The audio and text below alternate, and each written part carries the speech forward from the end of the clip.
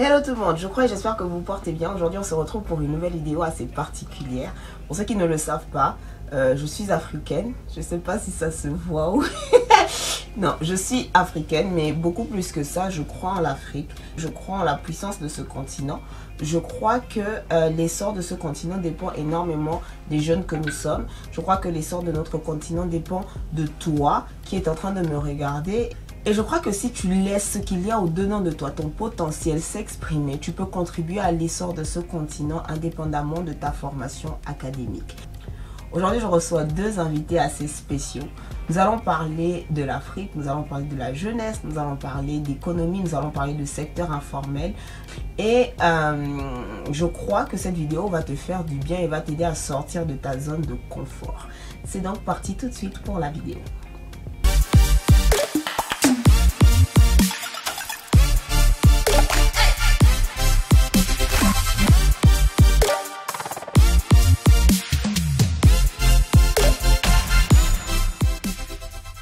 Si tu tombes sur cette chaîne pour la première fois ou que tu as l'habitude de suivre mon contenu et qu'il t'intéresse, je t'invite à t'abonner à cette chaîne. Je t'invite à cliquer sur s'abonner juste en dessous et même d'activer la cloche pour recevoir chacune des vidéos que je vais publier. Ceci va vraiment m'encourager. Ce contenu est totalement gratuit et puis n'hésite pas à liker et à partager cette vidéo. C'est parti. Bonjour à tous les deux. Je suis très contente de vous avoir dans cette vidéo. Et on va tout simplement commencer par des présentations, parce que sur cette chaîne, je n'ai jamais reçu Arnaud, je n'ai jamais reçu Charlie. Et donc, on va commencer par Charlie. Charlie, est-ce que tu peux te présenter? Bonjour Alexia, je suis Charlie Tchatch, présentateur télé, maître de cérémonie, motivateur et entrepreneur culturel. Voilà. C'est ce que je suis. Et Arnaud, du coup? Alors, bonjour Alexia, merci déjà pour l'invitation. Moi, je suis Ferry Arnaud Nzé, pour l'instant assistant commercial d'une entreprise de la place et c'est ce que je suis. Ok, d'accord, c'est super. Alors, je vais commencer par Charlie. Bon, la présentation, elle est très succincte, mais on sait que derrière ça, il y a énormément de choses à découvrir. Alors, j'aimerais commencer par te demander comment on fait pour inventer un métier de tchatcheur. Donc, on va déboucher sur ton parcours, puisque tu n'as... Enfin, j'ai fait un peu mes devoirs, hein. Je sais que tu as fait de la sociologie à l'université. Et il me semble que quand on fait de la sociologie, c'est pas pour devenir tchatcheur. Voilà, donc... C'est comment ça se fait? Comment on fait pour quitter de là pour arriver à ce que tu fais aujourd'hui? Je trouve que la question elle est très bien posée. Généralement, beaucoup de personnes se demandent mais à quel moment la passation s'est faite? Je pense que ça fait partie intégrante de la vie. C'est-à-dire qu'avant de retrouver son chemin, généralement on passe parfois par des pistes. Souvent on se perd en forêt. Mais je trouve qu'on ne se perd pas. Parce que comme disait Mandela, soit on apprend, soit on gagne. Et je pense que la sociologie a été pour moi une très belle discipline qui m'a ouvert quand même les yeux et qui m'a permis de maîtriser au mieux certaines connaissances. Après, comment je tombe sur ma passion? Il faut toujours dire que moi, dès le départ, j'ai toujours aimé la scène, j'ai toujours aimé le micro, j'ai toujours aimé les caméras. Ça a été toujours une forte passion. Et Dieu, par sa grâce, a simplement mis sur mon chemin des éléments de langage en rapport avec ma passion pour que je vive cette passion-là. Et comme disait Paulo Coelho, quand on veut quelque chose, tout l'univers conspire pour nous apporter ce dont on a besoin. Et donc l'univers s'est rendu compte que moi j'avais besoin de vivre de ma passion qui est celle de parler, qui essaie d'animer, et puis il a simplement amené tout ça sur mon chemin. Et pour la petite histoire, si je peux m'arrêter là, je pense que c'est dû au fait qu'à un moment donné, j'étais dans un incubateur où j'avais un projet de restaurant, et il se trouve qu'il y a eu une microfinance qui voulait me donner un montant de 2 millions pour m'accompagner. J'avais déjà tout fait au niveau des papiers, mais l'incubateur n'était pas d'accord. Et donc j'ai été convoqué à l'incubateur, et quand je suis arrivé à l'incubateur, l'incubateur, il y avait la réunion avec tous mes référents, donc les enseignants qui me coachaient, tout ça. Et là, 2 phrases sont sorties. Je pense que ces 2 phrases m'ont marqué et m'ont permis de retrouver mon chemin à un moment donné. La première phrase, c'est « Tu es un bon tchatcheur, mais tu n'es pas un bon entrepreneur ». Voilà. Et la seconde phrase, c'est « On ne veut pas salir l'image de l'incubateur avec toi ». Et très franchement, un jeune qui écoute ça, ok, qui se dit « Ah ben waouh ». Je pouvais m'attendre à tout sauf ça. Et donc, ça a créé un déclic en moi, une rage qui est que ces personnes qui mésestiment, ce que je peux faire, doivent reconnaître plus tard qu'en réalité, j'ai quelque chose en moi et que je dois me battre. Et je pense que je me suis battu depuis le campus universitaire avec pas mal de choses. Et voilà où on en est. Voilà. D'accord. Ouais, j'ai lu quelques articles, puisque si on tape ton nom sur Google, on tombe sur quelques articles, des interviews. J'ai suivi quelques vidéos et on se rend compte qu'avant de devenir ce que tu es aujourd'hui, il y a quand même eu beaucoup d'échecs, beaucoup de répétitions, faire et refaire et au final se réinventer. Est-ce que la carrière que tu as aujourd'hui, tu l'as mûrie longuement au cours des différents échecs que tu as eu, ou ce sont ces échecs-là qui t'ont propulsé vers la carrière que tu as aujourd'hui? Je continue d'échouer et je suis content d'échouer. Et très franchement, on est dans une période où on parle de crise. Ouais, on est dans une période où on est en phase avec la crise sanitaire et je peux dire que j'ai encore échoué. Et je suis très content d'échouer à cet âge et d'échouer en ce moment. Parce que je sais qu'avec le temps, ces échecs vont se bonifier. Ils vont faire en sorte que cette bonification va m'apporter de la sagesse, va m'apporter un autre regard, va me permettre au mieux d'être véritablement focus sur ce que je dois faire. Donc oui, ces échecs m'ont aidé. C'est-à-dire que quand tu fais un restaurant, tu échoues, mais grâce au fait que j'ai échoué dans mon business de restaurant, j'ai pu retrouver ma voie, qui est celle de présenter des événements. Je me souviens qu'au campus universitaire, quand on organisait le concours d'art oratoire des élèves et des étudiants, et même au pavillon C, quand on organisait certains concours entre nous avec d'autres pavillons, on faisait pas mal de choses, mais ça ne prenait pas encore. Je pense que c'était les prémices déjà de quelque chose qui pouvait arriver. Donc oui, j'ai échoué. Et je bénis Dieu pour ces échecs, parce que ça m'a permis à un moment donné de retrouver cette voie. Donc l'échec m'aide en fait. Et j'ai toujours pour coutume de dire qu'avec l'échec, on peut signer l'échec. Donc celui qui se moque de mes échecs, il n'a rien compris en fait. Voilà, il n'a rien compris. Et je reste convaincu qu'il y a de très belles choses qui vont arriver. Donc Charlie, est-ce que c'est la somme des échecs? Oui, c'est la somme des échecs. Voilà, c'est ça. Oh. C'est très très inspirant et je pense que ça va édifier énormément de personnes, parce que souvent on a juste envie de réussir et on considère l'échec comme quelque chose de fatal.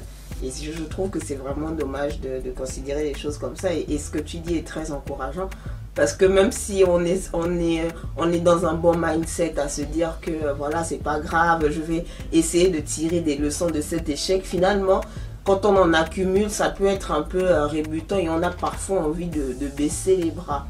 Et ça me permet de déboucher sur une autre question, c'est que des fois, donc là on va vraiment s'adresser à la jeunesse africaine, hein. Il y a beaucoup de personnes qui font des études universitaires et qui, au sorti de leurs études, se retrouvent à essuyer plusieurs échecs après plusieurs entretiens, ou simplement le système des pays dans lesquels nous sommes nous font bien comprendre qu'on n'a pas trop notre place là et qu'il faut passer parfois par d'autres moyens que les voies normales pour pouvoir avoir un boulot. Et quand on essuie plusieurs échecs comme ça, j'aimerais te demander à toi, qu'est-ce que tu peux dire à ces personnes-là? Est-ce qu'il faut se réinventer finalement comme toi et se dire que ce qu'on a fait à l'école n'est pas nécessairement ce qu'on est censé faire dans la vie de tous les jours pour gagner de l'argent? Ou est-ce qu'il faut persister? Enfin, qu'est-ce que toi tu leur dirais? Il y a plusieurs choses, Alexia. Comme disait quelqu'un, il y a ce qu'on veut faire, et il y a ce qu'on doit faire. Voilà. Et généralement, on est beaucoup plus dans ce qu'on veut faire. ce qu'on veut faire est parfois en rapport avec le contexte actuel, le contexte de la société qui dit que tu es un jeune, il faut devenir docteur parce que là-bas ça paye bien. Il faut être avocat parce que ça paye bien. Il faut faire la politique parce que c'est mieux sécurisé. Il faut être à la fonction publique parce que c'est mieux sécurisé. Vous voyez ce que je veux dire? Et donc ça, c'est ce qu'on veut faire pour être en harmonie avec les normes sociales. Ok? Mais il y a ce qu'on doit être. Et pour faire ce qu'on doit être, ça c'est une autre paire de manches. Ce qu'on doit être est généralement en rapport avec la passion qui est la nôtre. Voilà. Pour dire, bon, ce que je veux faire là, ok, ou ce que je dois être là, les gens ne kiffent pas forcément, ok, mais je me dois de continuer. Vous savez, hier, j'ai eu un échange avec une dame, ok, et cette dame, le monsieur qui m'amenait, présentait, c'est Charlie, c'est lui qui a fait le tchatching, qui a chanté pendant la CAN. Bon, la réaction de cette femme m'a un peu surprise. Elle dit oui, le chatting là, c'est quoi? On ne comprend pas, c'est rien, ainsi de suite. J'ai dit oui. Et puis elle dit, mais il y a même telle entreprise, une chaîne occidentale qui a critiqué. J'ai dit oui, oui, Yann Barthès, il a critiqué évidemment. Oui, en fait, bon, c'était juste quoi, un truc que vous faites comme ça pour attirer la lumière sur vous. Et puis là, j'ai dit à la dame, non, je n'attire pas la lumière sur moi. Je fais et je vis mon moi artistique, ok? Il ne faut pas avoir peur de faire ce qui est différent des autres. Il faut être soi-même. Si c'est le dessin, fais le dessin. Si c'est la chanson, fais la chanson. Si c'est le théâtre, fais le théâtre. Ok? Et donc trop souvent, on a eu peur de faire ce qu'on doit être, ce qui est en harmonie avec nous-mêmes. Et je pense que c'est ça le gros du problème. Donc, toutes les personnes qui échouent ou qui connaissent des échecs en ce moment parce qu'elles ont déposé les dossiers à gauche et à droite, on ne les appelle pas. Pas grave. Si on ne t'appelle pas, fais-toi appeler toi-même. Et comment te faire appeler? C'est fais quelque chose que tu aimes. Il y aura une personne qui va accrocher, il y aura une seconde personne qui va accrocher, et puis avec le temps, tu viendras devant la bonne personne. Et comme je dis toujours à des amis, un contact, un contrat. Il y aura un jour, tu vas rencontrer la seule personne qui te donnera le contrat qui va te permettre d'exploiter au mieux le potentiel que tu as. Et ça arrive toujours. Voilà. Parce que pour vivre l'échec ou pour supporter l'échec, comment on supporte l'échec? C'est la persévérance. Et si on lit bien la Bible est claire, ok? Au commencement, les premiers seront les derniers et les derniers seront les premiers. Mais pourquoi les premiers sont les derniers? Parce que généralement, les premiers veulent tout de suite, rapidement. Voilà. Ils fournissent tellement d'efforts dès la première course. Ils dépensent tellement d'énergie, sans pourtant être sages. Ouais. Mais les derniers deviennent les premiers. Pourquoi? Parce qu'en fait, ces derniers-là ont su maîtriser leur effort. Voilà. Ils ont su rester patients. Et donc, dans l'échec, il faut être patient. C'est comme ça qu'on trouve véritablement savoir. Voilà. Cool. Merci. Du coup, je vais m'adresser à Arnaud maintenant. Je sais que tu prépares un livre, il n'est pas encore sorti. Je ne sais même pas si on a déjà le titre, même si on va le garder secret encore un peu. Tu prépares un livre en fait où tu parles des secteurs informels au Gabon. Est-ce que tu peux nous dire un peu ce qu'il en est et la chose qui t'a peut-être qui t'a le plus étonné avec ces recherches que tu as commencé à faire pour ton livre? D'accord. Alors Alexa, merci encore pour l'occasion. Alors pour mettre tout le monde au même niveau, on va juste rappeler que tout ce qu'on considère comme secteur informel ici, c'est l'ensemble des entreprises qui ne sont pas régulées encore par l'État, qui échappent encore au contrôle de l'État. Alors, on s'intéresse d'abord à cet univers premièrement parce que, étant en contact naturel avec eux, avec des personnes qui exercent dans ce milieu, on se rend compte que le potentiel il est énorme. Le potentiel de ce secteur-là, il est véritablement énorme et que les acteurs ne sont pas forcément connus et les activités, les gains ne sont pas forcément connus de tous. Donc l'idée ici derrière, c'est de mettre ça sur papier, mettre ça en ligne pour que non seulement cet univers soit à la connaissance d'un maximum de personnes et que tous les contours qui sont tributaires de ce secteur-là soient, j'ai envie de dire, à la portée de tout le monde. Alors, ce qui nous a marqué dans ça, premièrement, c'est l'organisation. Ce sont des activités, des métiers qui ont un faible niveau d'organisation, mais qui ont une force financière, mais vraiment énorme. vraiment énorme. Donc l'idée que nous avons eue de mettre ça sur papier, c'était justement le constat que nous avons fait que nous, jeunes Gabonais, jeunes, j'ai envie de dire, si on va généraliser sur le plan continental, les jeunes ne s'imprègnent pas vraiment de ces petits métiers-là, alors qu'ils représentent, on a envie de dire, la moitié de la richesse que nos pays, j'ai envie de dire, produisent en ce moment. Yeah. Donc c'est la raison pour laquelle on s'est arrêté sur ce sujet et qu'on essaie tant bien que mal d'avancer et mettre ça en ligne. Est-ce que tu as un exemple d'un secteur qu'on dit informel qui, avec des données chiffrées, je sais pas, par exemple, d'un chiffre d'affaires ou, je sais pas moi, d'un montant de revient par mois ou par semaine, quelque chose comme ça? Exactement, Alexia. Les domaines du secteur informel, il y en a plusieurs et qui sont vraiment à fort potentiel. On va prendre la chose simple. J'ai discuté, on a longtemps travaillé avec des mamans qui font des gâteaux, j'ai envie de dire ceux qui sortent de 16h à 19h pour produire des gâteaux. Voilà, des beignets. Ils font 3 heures de travail par jour et la dame, elle te fait un chiffre d'affaires de 55 000 minimum par jour avec 3 heures de travail. On se dit quand même... Ça, c'est 3 heures de travail. Quand tu dis 3 heures de travail, c'est le moment de la vente parce qu'on ne compte pas la préparation en arrière. Moment de la vente parce que j'ai envie de dire, tout travail a un gros fond que personne ne voit. Cette dame qui font dans les beignets du soir, génère des chiffres d'affaires journaliers, là on parle bien de journaliers, de 55 000. Si on fait des calculs simples, en un mois, elles sont largement au-dessus de la moyenne des salaires de notre pays.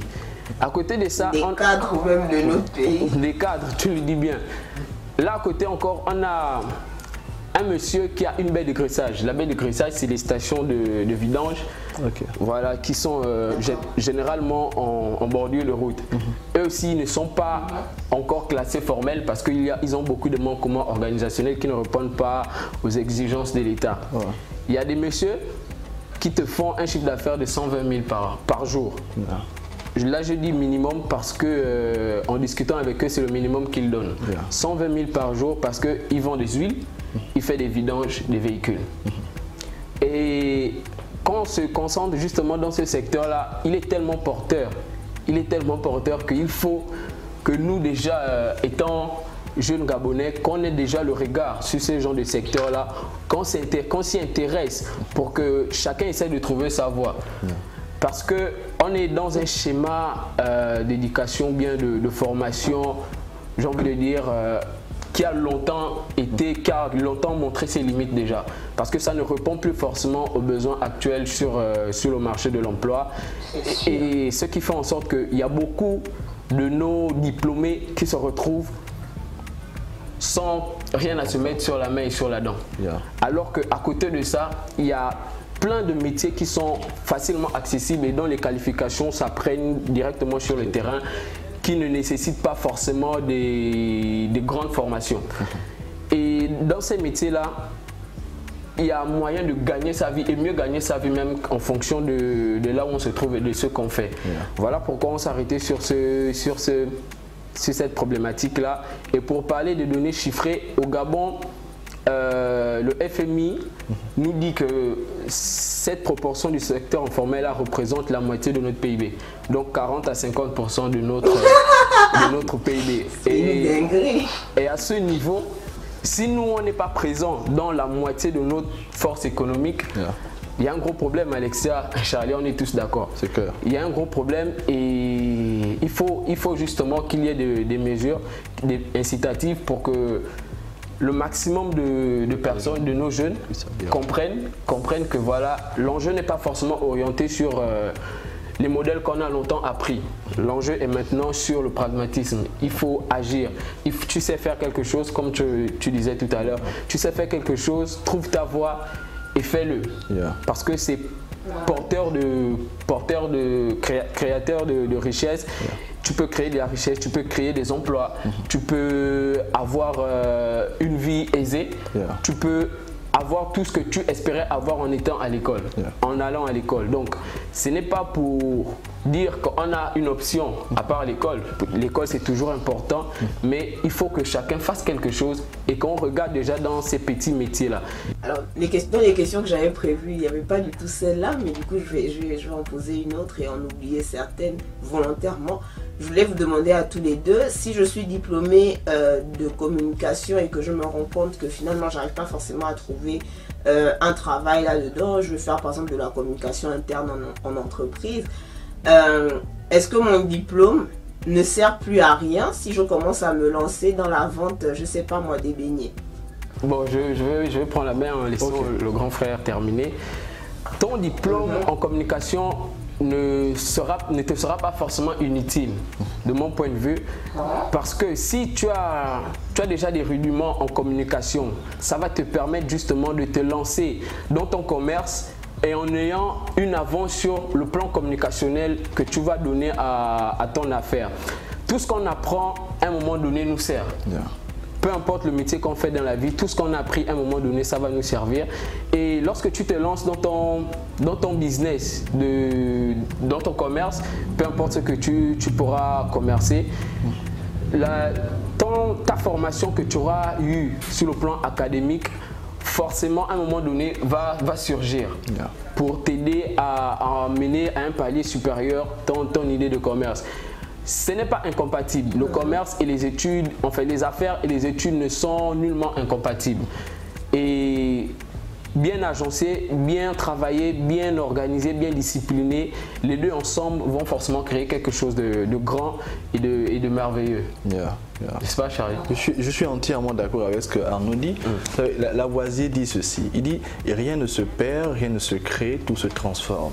Et comme je disais tout à l'heure avec Mandela, on ne perd jamais. Soit on apprend, soit on gagne. Ça veut dire que si on a eu un diplôme en communication et qu'on veut faire la communication interne en entreprise et qu'on n'a pas un appel dans ce sens, malgré les diplômes, les dossiers qu'on a eu à déposer, pas grave, ok? Va faire ta voix.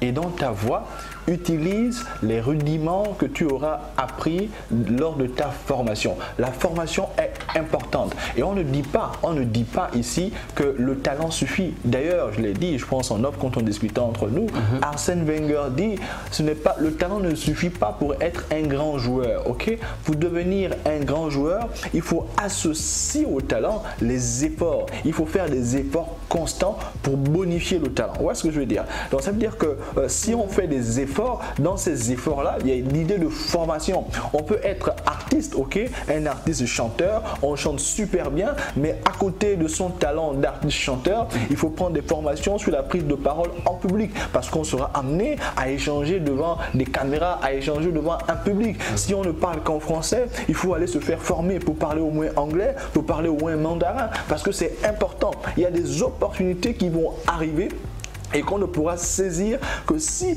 on se forme. Donc la personne qui s'est fait former, qui a un diplôme de philosophie ou de psychologue ou de ceci, j'en passe, ok, peu importe, même si votre diplôme ne vous sert pas aujourd'hui, pas grave. Faites d'abord ce qui est en rapport avec votre potentiel, ok? Et demain après-demain, vous allez vous former. D'ailleurs, le diplôme ne finit jamais. Peu importe l'âge, on fait. D'ailleurs, on voit aussi nos présidents, les leaders, il y a des gens, même des chefs d'entreprise, qui ont commencé, qui ont réussi des entreprises avec rien, en partant de rien, et qui par après font des masters aujourd'hui, font des doctorats. Donc, encore une fois de plus, l'école ne finit jamais. L'école ne finit jamais. Chez nous, on nous a toujours dit, pour réussir, il faut avoir le diplôme. Mais le diplôme ne résout pas tout, ok? Nous sommes dans une nouvelle génération, où on fait partie de cette nouvelle génération, où avant, les anciens, ils avaient le travail. On leur donnait le travail. On cherchait même ces gens pour qu'ils puissent travailler. On les forçait même, va travailler, ok?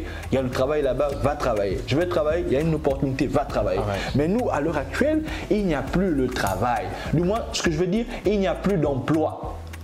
Il y a une différence. C'est-à-dire qu'il n'y a plus d'emploi, ok? Tu cherches l'emploi, l'emploi disparaît. On te dit là-bas, on donne l'emploi. Quand tu arrives à la réceptionniste te dit il n'y a plus d'emploi. Pourtant, même s'il y a un poste, elle a déjà donné à quelqu'un. Vous voyez ce que je veux dire?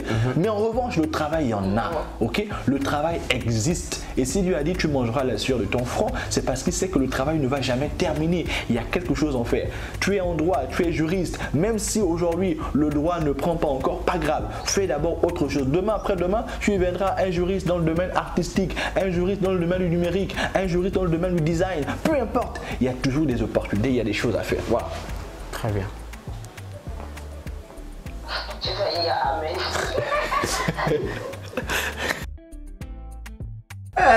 Comment on fait du coup pour inciter les jeunes à se lancer dans ces choses qui sont en lien finalement, si j'essaye de faire la somme de ce que vous avez dit, qui sont en lien avec notre potentiel, même si cela n'est pas encore reconnu par l'État, même si ce n'est pas forcément très vulgarisé, parce que malheureusement, le système éducatif dans lequel on est dans nos pays africains et surtout les pays francophones, ce sont des systèmes qui ont été calqués, importés sur le modèle du colonialisateur pour répondre à leurs propres besoins par rapport à leur rapport colonisé-colonialisateur. Or aujourd'hui, Arnaud, tu l'as dit, ça ne répond plus à la réalité du terrain. Donc comment on fait pour que les jeunes qui sont aujourd'hui malheureusement à cette école-là, qui risquent de ne pas changer tout de suite maintenant, je pense qu'on a encore un peu de temps avant que les choses s'adaptent, comment on fait pour les inciter à se tourner vers ces autres secteurs qui sont certes pas forcément reconnus par l'État, mais qui sont en lien avec quelque chose qu'il y a au-dedans d'eux, de leur potentiel, et qui n'est pas forcément en lien direct avec leur formation académique. Tu veux que je réponde? Oui. Ok. Je vais peut-être choquer certains. Je vais prendre un exemple pour montrer un peu le caractère audacieux. Il y a une jeune fille qui, je pense sur les réseaux sociaux, s'est lancée dans l'écriture des textes érotiques. Ok, c'est-à-dire qu'il y a des magazines, voilà, c'est des scènes, ainsi de suite, voilà. Elle s'est lancée dans ça. Et moi, quand j'ai vu ça, mine de rien, les gens peuvent dire ce qu'ils veulent, mais je dis dans la vie, il faut être audacieux. Et elle dit, moi j'aime écrire, j'ai cette plume facile, ok, où quand je commence à pondre un texte, je me sens emporté, j'aime écrire. Et c'est ça l'audace. C'est-à-dire que pour réussir dans ce qu'on fait, pour inciter les jeunes, il faut leur donner une arme. Et l'arme qu'on donne à ces jeunes, c'est uniquement l'audace. Il faut être audacieux. On ne va rien nous donner, c'est nous qui allons prendre, c'est nous qui devons prendre. Et Dieu n'est pas bête, permettez-moi l'expression, de dire que le royaume appartient aux violents. Et il n'est pas bête quand on construit l'univers, du moins quand la fécondation entre le spermatozoïde et l'ovule, mais avant la fécondation du spermatozoïde et l'ovule, il y a une bagarre entre les spermatozoïdes. C'est le plus fort qui va aller féconder l'ovule. Autrement dit, depuis la constitution de notre organisme, il y a déjà l'idée de compétition, l'idée de bagarre, l'idée de si tu veux féconder, il faut apprendre à te battre, ok? Parce qu'on ne va rien te donner. Il n'y aura pas un système qui est que voici tu arrives, on t'ouvre la porte, on te donne tout ce que tu veux. Non, l'univers va simplement mettre devant toi des opportunités. Et donc quitte à toi de saisir ces opportunités-là. Parce que les opportunités, elles ne sont pas pérennes. Elles arrivent à un moment T. Donc si tu es malin, si tu as la sagesse de l'esprit de faire quelque chose, et puis bam, tu commences à faire. C'est ça qu'il faut dire aux jeunes. Et comment les inciter? C'est ça. Et autre chose, pour les inciter, il faut créer des nouveaux modèles, des nouvelles personnes qui inspirent, qui ont un parcours. On sait où ils étaient avant, comment ils sont passés et où ils viennent. C'est-à-dire qu'aujourd'hui, quand on regarde Magic System avec le vieux père à Salfo, on sait où ils étaient, on sait où ils ont commencé, on sait par où ils sont passés et on sait ce qu'ils deviennent aujourd'hui. Donc on doit faire la promotion des gens qui réussissent par l'effort, qui réussissent par le courage, comme Anthony Obama, la première médaille olympique, ok, du vert jaune bleu. En réalité, ce visage doit être dans tous les établissements, ok, avec des messages, comme pour des champions. Si tu veux devenir une icône, un champion, réussir, apporter des médailles, il faut travailler. Ça doit être partout dans la ville. On doit faire la promotion des gens qui font du bon taf. comme des Pierre Claver Akenenge, partout pour dire je ne suis pas Pierre Claver Akenenge simplement parce que je suis talentueux. Je suis Pierre Claver Akenenge parce que au-delà du talent, je fais des efforts, je saisis des opportunités, j'écris. Donc c'est le DAS. Prends ta caméra, filme. Même si tes photos aujourd'hui ne sont pas appréciées de tous, un jour, il y aura un magazine qui va tomber sur ta photo que tu as prise en 2005 ou tu as filmé le marché en 2005 parce qu'un jour, on aura besoin de ce marché-là il y a 5 ans ou 10 ans et tu seras la seule personne à voir cette photo et c'est là où ta vie va commencer, c'est là où ton game va commencer, c'est là où ta terre promise va commencer et même le snake ne pourra à aucun moment te dérouter de ta voix. Voilà. Ah, exactement, Alexia, comme Charlie vient de le dire assez brillamment, il faut justement changer de paradigme.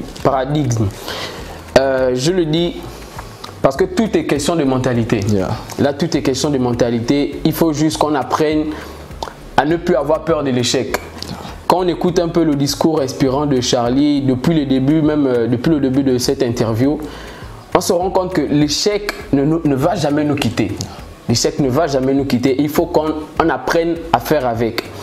Il faut des personnes justement qui ont la facilité de le dire, l'occasion aussi de le dire, pour dire à ceux qui sont encore dans le doute et ceux qui hésitent encore, que les gars, foncez, vous allez tomber, ça va faire mal, mais foncez, vous allez pouvoir vous relever et vous allez pouvoir faire quelque chose après la douleur. Yes. Parce que justement, l'intérêt, c'est après la douleur. Yes. La douleur, elle est là, elle est immédiate, mais justement, quand tu dépasses ça, tu sauras comment éviter maintenant la prochaine chute. Yeah. Justement, Alexia, je ne sais pas s'il y a plus inspirant que Charlie en ce moment dans notre pays, mais il faut justement des discours comme cela pour, j'ai envie de dire, brandir ces paroles à l'échelle nationale pour que tout le monde se galvanise, pour que tout le monde se dise que moi dans mon coin, la pensée que j'avais, la peur, l'hésitation que j'avais, voilà, il y a un qui a pu surmonter cette peur et il a réussi et aujourd'hui il est devenu Charlie Tchatch. Moi je peux devenir footballeur, je peux devenir guitariste, je peux devenir photographe, je peux devenir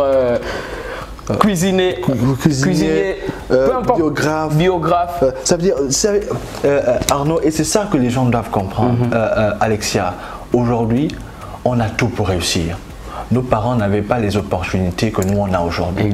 Nos parents n'avaient pas Internet. Pour que nos parents soient connus à l'extérieur, il fallait qu'ils se déplacent pour aller à l'extérieur, ok, pour présenter ce qu'ils savaient faire. Mais aujourd'hui là, comme on est en train de faire, ça veut dire que depuis notre chambre, on peut toucher le monde entier. Et j'ai dit il y a quelque temps, il n'y a pas de couvre-feu sur Internet. Alors viralise ton talent, viralise ton projet, viralise ton initiative, parce qu'il n'y a pas de couvre-feu, il n'y a pas de barrière, il n'y a pas de geste barrière, il n'y a rien. Il n'y a que si tu fais quelque chose, tu mets sur Internet, quelqu'un a vu, quelqu'un peut te contacter pour acheter. Donc, on n'a pas de limite aujourd'hui. C'est vrai, c'est difficile. Les gens vont nous critiquer, les gens vont nous snober. Ça fait partie intégrante de la vie. D'ailleurs, vous les femmes savent, ok?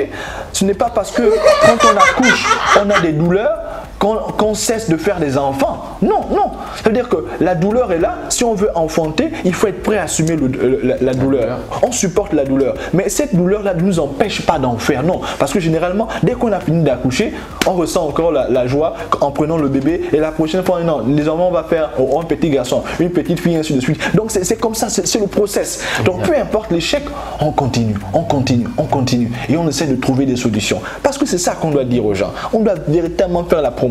La promotion du c'est possible, ok, de faire avec le peu que tu as, d'encourager. Tout à l'heure on disait un jeune Gabonais met son kiosque en route et puis la mairie arrive mais à démolir. Mais le jeune a déjà fait l'effort de mettre son kiosque pour développer une activité. Et nous, la mairie, l'État, on vient dit à démolir. Non, avant de mettre à démolir, rencontrons le jeune. Et disons au jeune, là où tu as mis le kiosque, ce n'est pas au bon endroit. Mais nous, ce qu'on va faire pour accompagner ton effort, on te donne 2-3 mois. On va te suivre, on va t'accompagner. Et si on voit que tu es sérieux, on va t'aider à retrouver un nouveau positionnement pour que tu puisses développer ton activité. C'est le message qu'on doit brandir. C'est le message qu'on doit donner aux gens. Voilà, pour dire, c'est possible. c'est possible. Tu peux être biographe. Tout le monde n'est pas obligé d'écrire. Tu n'as peut-être pas une histoire inspirante, mais il y a des artistes qui sont là. Tu dis à un artiste, bon voilà, moi j'aime ton histoire, je vais écrire ton bouquin. J'écris ton bouquin, ainsi de suite. Voilà, tu réussis. La dame qui a fait Harry Potter, est-ce qu'elle est cinéaste? Non, elle n'est pas cinéaste. Elle n'a jamais fait le cinéma, mais elle a écrit. Et son œuvre devient un chef-d'œuvre cinématographique. C'est ça. Tu peux écrire des poèmes aujourd'hui, ces poèmes ne marchent pas, mais un jour ça va marcher. Parce que le secteur informel passe bien. Et je suis d'accord avec Arnaud, il faut le nom.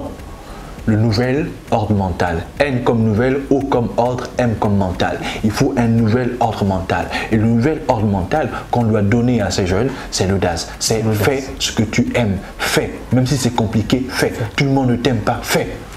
Un jour. Il y a toujours un jour. Voilà. Alors, dernière question avant de conclure. D'après vous, quels pourraient être les avantages à l'échelle nationale et même à l'échelle régionale et même un peu plus loin sur tout le continent? Quels seraient les avantages de l'investissement du coup des jeunes de notre âge, ceux qui sont un peu moins jeunes que nous, dans ce type de secteur? En quoi ça pourrait être bénéfique pour nos pays? Bon, déjà, les avantages des investissements des jeunes dans ce secteur-là, on va dire c'est multidimensionnel.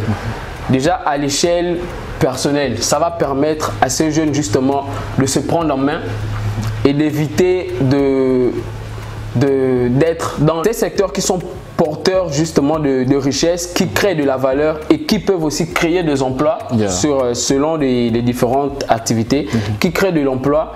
Justement, l'intérêt, c'est d'accompagner justement ces jeunes-là dans la mise en œuvre de ces métiers-là qui pourront justement être bénéfiques à l'échelle nationale, qui pourront apporter de la valeur aussi sur le plan économique, sur le plan national, qui, qu'on le veuille ou pas, sera un plus pour la nation.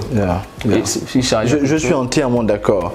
Et ce que les gens doivent comprendre, Alexia, c'est la jeunesse est l'oxygène du continent. Et d'après ce que disent les spécialistes, en 2050, le continent africain sera le plus peuplé. On va dépasser certainement la Chine. Donc ça veut dire que si le poids démographique de l'Afrique est important en 2050 ou 2030 ou 2040, ce poids démographique sera important à cause de la forte présence des jeunes. Et c'est la raison pour laquelle aujourd'hui, on se rend bien compte qu'il y a comme un mouvement de Noirs qui se lève à travers le monde entier où on est en train de prôner le Made in Africa. Pourquoi? Parce qu'on se rend compte que la terre d'Afrique, c'est la terre des opportunités. Et donc, ce qu'on doit faire, c'est si ces jeunes se lèvent, si ces jeunes commencent à développer des activités dans la culture, dans le sport, dans le cinéma, dans la musique, dans la littérature, en créant des dessins animés africains avec des héros africains, en créant je ne sais quoi. C'est toujours bénéfique pour le continent africain. Parce qu'en réalité, qui va développer ce continent? Mais c'est nous. Quand on regarde tout ce qui se passe en Afrique avec la crise migratoire, des jeunes qui partent, mais ce n'est pas des vieux qui partent, ce n'est pas des jeunes qui prennent les bateaux, qui vont à l'extérieur. Non, c'est la jeunesse qui monte dans ces bateaux-là et qui partent. Et quand on regarde la dernière fois au Sénégal, on a 400 et quelques jeunes qui sont morts en pleine mer. Donc imaginons en un seul jour ou en une semaine 400, en 2 semaines ça fait 800, en 3 semaines ou en un mois ça fait combien? Et si on multiplie par plusieurs pays, par 5 pays ou par 54 pays, ça fait combien? Donc ça, c'est un poids démographique que l'Afrique va perdre. Donc ce qu'il faut faire en réalité pour dire à ces jeunes, gars, tu n'as plus besoin d'aller en France. Parce que ce que la France a là-bas, tu peux l'avoir chez toi, dans ton environnement. Tu peux réussir dans ton environnement. Je ne dis pas qu'il ne faut pas aller en France. Je ne dis pas qu'il ne faut pas aller aux États-Unis. On peut aller où on veut, quand on veut et comme on veut. Mais il vaut mieux aller légalement, Mais pourquoi ils partent? Parce que chez nous, il n'y a pas un système qui les retient, qui dit à ces jeunes que c'est possible de réussir chez nous. Et c'est ça qu'on doit faire, la promotion. Parce que si on ne fait pas cette promotion-là, qui va développer le continent? Personne. Personne. Parce que la force, c'est la jeunesse. Ce n'est pas les anciens. c'est la jeunesse. Et donc, il faut donner un nouveau message. Il faut donner un nouveau discours. Il faut faire la promotion des hommes et des femmes de compétences, des hommes et des femmes qui inspirent, qui montrent la voie à d'autres jeunes, à d'autres enfants. Il faut parfois même changer notre système éducatif. À l'école, dire, plutôt que de raconter les histoires ainsi de suite, il faut avoir le courage, l'audace de dire, on va réinventer nos systèmes éducatifs. On va faire dans nos systèmes éducatifs intégrer parfois des cours de motivation, des cours des cours de mentalité, changement de mentalité, voilà, de mindset, ok. On va mettre dans un établissement des panneaux publicitaires où là, pendant un mois, on a plusieurs images en boucle. On a l'image de Thomas Sankara, on a l'image de Nelson Mandela, on a l'image de Kwame Nkrumah, de tous ces hommes, avec une phrase: champion, tu es élève en terminale ou élève en seconde, travaille pour devenir comme moi, ok. Et puis dans l'établissement, s'il y a un élève qui a obtenu 15 de moyenne, 17 de moyenne, on fait un bon shooting photo pour cet élève et on le met sur le panneau publicitaire. Pendant un mois, quand tout le monde vient à l'école, ok, on voit sa photo tourner comme ça: j'ai obtenu 17 de moyenne parce que j'ai travaillé, alors fais comme moi. Ça, ce sont des messages qu'on doit prôner. C'est comme ça qu'on relève la jeunesse, c'est comme ça qu'on crée une nouvelle classe de leaders, une nouvelle classe de jeunes inspirants, même au niveau artistique, pour dire aux gens, mais tu es un artiste, tu dois faire briller le continent. Mais écoutez, qui fait résonner l'hymne national hors du pays? Ce sont nos ambassadeurs, les sportifs. Et on doit les encourager, on doit les encourager, on doit les accompagner pour dire, tu ne peux ne pas réussir à l'école dans le circuit normal, pas grave, c'est pas un échec, mais tu peux réussir en étant un footballeur comme Aubameyang, tu peux réussir en étant un sportif taekwondo comme Anthony Obama, tu peux réussir comme Géraldine Robert. On doit faire la promotion des jeunes qui sont des figures d'exemplarité, non seulement au Gabon mais sur le continent. Voilà, c'est ça. C'est ce que je crois que j'ai essayé de faire aujourd'hui avec cette vidéo en vous invitant tous les deux.